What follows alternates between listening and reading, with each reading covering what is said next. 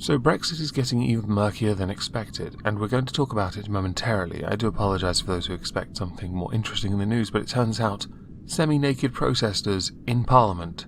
Yeah, that's worth talking about. First though, tonight, 9:30 PM GMT over on Twitch and on the Omegon Plays YouTube channel, I shall be streaming some Euro Truck Simulator 2.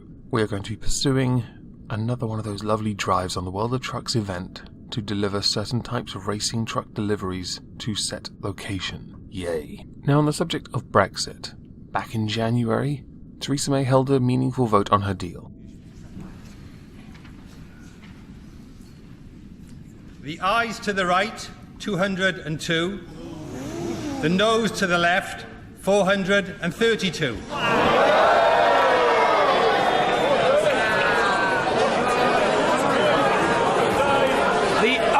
To the right, 202.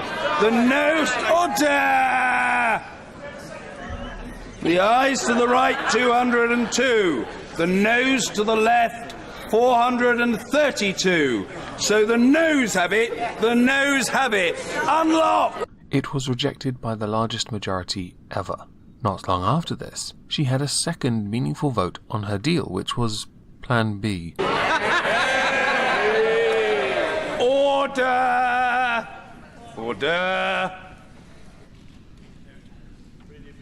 The ayes to the right, 242. The noes to the left, 391.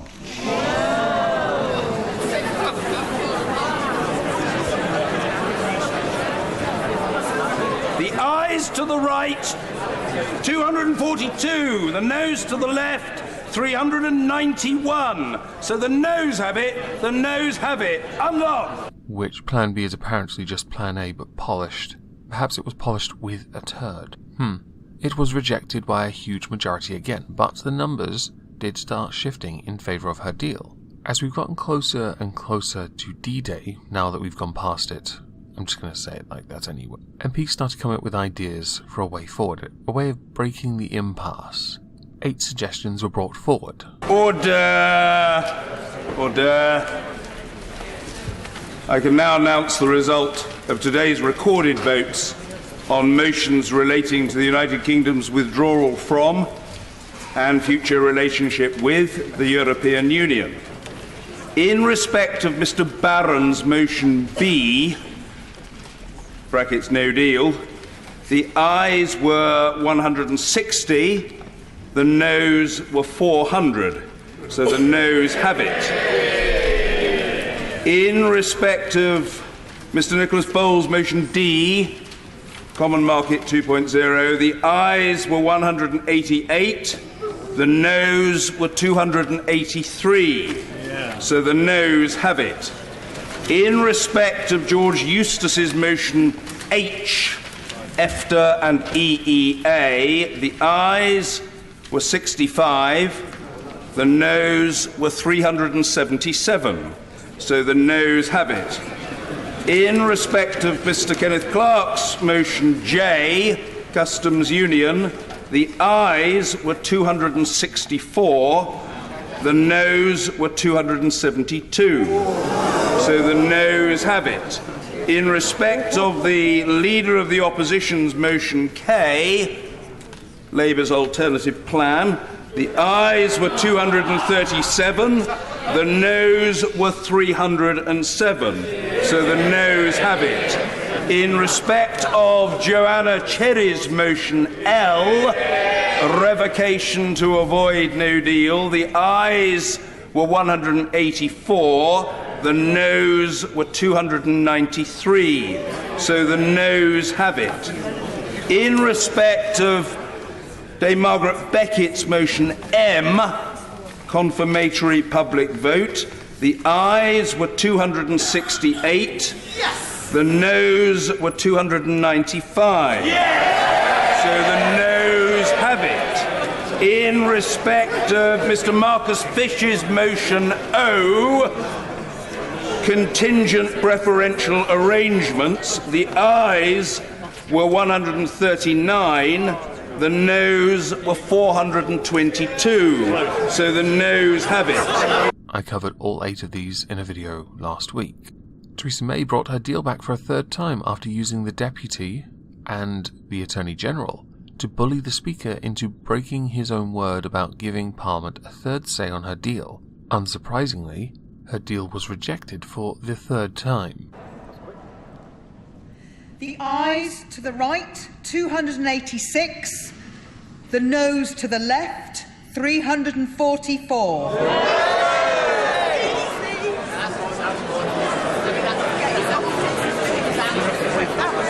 The ayes to the right, 286. The noes to the left, 344. So the noes have it, the noes have it. Unlock! Perhaps the definition of insanity should be on the screen for this.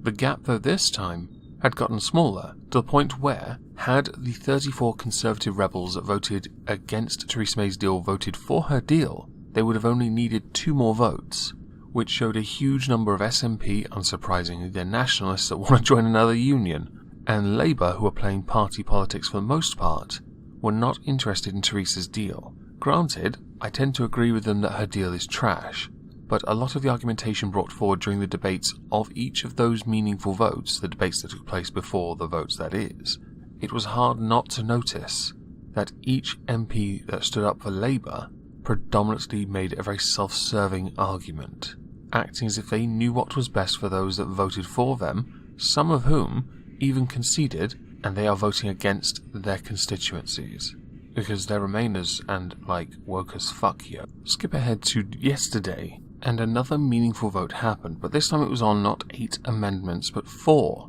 These 4 proposals were selected by the Speaker. This caused quite a lot of argumentation, mostly because some were like, where's mine? I want to give mine, yo. Why don't I get a second go, yo? In it, fam. The reason why is because, honestly, seriously, some of them were the same as others, and quite frankly, it's up to the Speaker what he chooses to be debated. Essentially, 2 of the options were 2 softer forms of Brexit, one adopting a customs union with the EU and the other one known as Common Market 2.0, which is single market, a second referendum, and MPs given increased control over what happens next. The second referendum, again, is not a referendum in out, it's a people's vote on the deal or no deal. To be clear, it is continually touted as a second referendum, but it is not a referendum in out.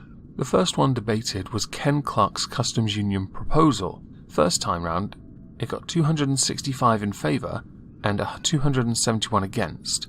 The majority of those against were Conservatives, so I'm sure he was very happy with that. The second time round, though, the vote was even closer. 273 in favour and 276 against, meaning it still got defeated. Nick Bowles, the party whip, proposed 2.0 Common Market, and it was defeated by 21 votes.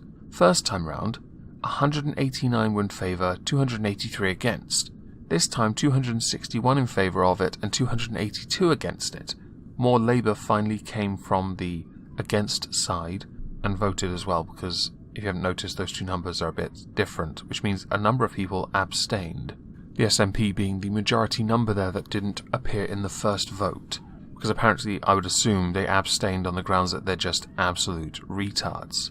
The next one was the confirmatory referendum, public vote on any Brexit agreement that got the most support, with 280 being in favour of it and 292 being against it. And the final one was Joanna Cherry's proposal that would have granted MPs power to block no deal by cancelling Brexit, with 191 in favour, 292 against it. If you notice that there are a number of people who are abstaining, quite a few MPs indicated the reason they abstained from a number of votes was because there weren't any options available to them to support their more Brexit-leaning tendencies, as all of these are quite soft. Many have touted they are nothing more than a glorified compromise, and they are a compromise. Considering the nature of the deal in the first place, I would argue the deal itself is one of the biggest compromises possible. If anything, all it does is truly appease Remainers, because it doesn't really do anything to appease the Leavers, other than say, well, we kinda left, but now we're going to obey all of that and not truly be free of the shackles of the EU, because we're free and totally doing this for ourselves. In protest to this, Nick Bowles, the Conservative who brought forth one of the amended ideas, actually spoke up as a point of order and announced his resigning from the party. Mr. Nicholas Bowles. On a point of order, Mr. Speaker, I have given everything to an attempt to find a compromise that can take this country out of the European Union while maintaining our economic strength and our political cohesion. I accept I have failed. I have failed chiefly because my party refuses to compromise. I regret, therefore, to announce that I can no longer sit for this party. Oh, Nick, don't go. Come on. What's that? Come on. Honourable gentleman has told the House. Which actually surprised me. I'm now partly curious if he will join the independent group or not, or just stand as an independent MP until he either loses the next general election, because that does happen, or he himself calls for a by-election, which could be interesting, I have to admit. Earlier I mentioned semi-naked people protesting. Well, they stormed the public gallery. For those that don't know, in Parliament there is a public gallery above the proceedings that happen in Parliament itself, so you can watch. Members of the public go there, journalists go there. It's where the cameras are typically stationed so they can get better shots of the MPs discussing things. It is quite a pleasant place to go. I was actually, yesterday when I was at the hospital, I was near Westminster. In fact, I was at St Thomas's, which is on the other side of Westminster Bridge. And so I considered going across the bridge, going into Parliament with my gnome, and taking a picture of my gnome watching the proceedings. I thought that could be quite funny. But it turns out learning to set up an EEG, portable EEG on my nephew, is quite time consuming. And so I only really had enough time to take one photo. This photo, in fact. And you can't really tell I'm in London, but I was at St Thomas's. Had I been able to go to Westminster and then go to the Houses of Parliament, I would have found a way to get into the gallery, put my gnome next to the protesters and take some glorious photos for you. I was hoping to bump into at least one MP. That would have been kind of cool. I think now that's on my bucket list, I'm going to find Jacob Rees-Mogg and get him to take a photo with my gnome. That would be the pinnacle of gnoming. Now these protesters glued themselves to the glass that protects MPs because, you know, we don't want to throw tomatoes at them, or gnomes. These people were not protesting Brexit though. They are members of a group called Extinction Rebellion. Nothing to do with Brexit at all. I have to admit, I do quite like the picture here of Ed Miliband. He is, he looks like a virgin who's never seen ass or tits before. It's quite funny to me. It took the police about 30 minutes to free those people who were protesting by using an obvious solvent that breaks glue down. There are a number of them. I'm not going to list them, because I was quite happy to leave the semi-naked idiots up there.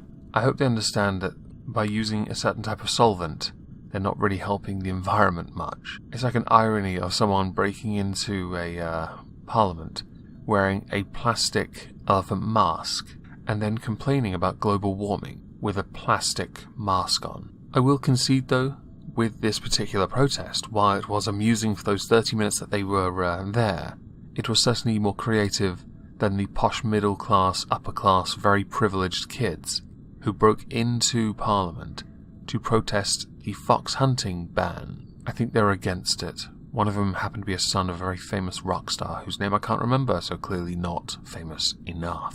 Anyway, it was a nice break from all the debates that were happening yesterday. Had I not been at the hospital all day, I would have done a stream last night on all the goings-on that were happening with Brexit. But of course, family comes first. I think we can all respect and understand that. And instead I thought perhaps making a shorter video covering all the topics would be pertinent. So if I don't see you over on the Omegon Plays channel or over on Twitch tonight at 9:30 PM GMT, I hope you all have a lovely Tuesday, and thank you all for listening.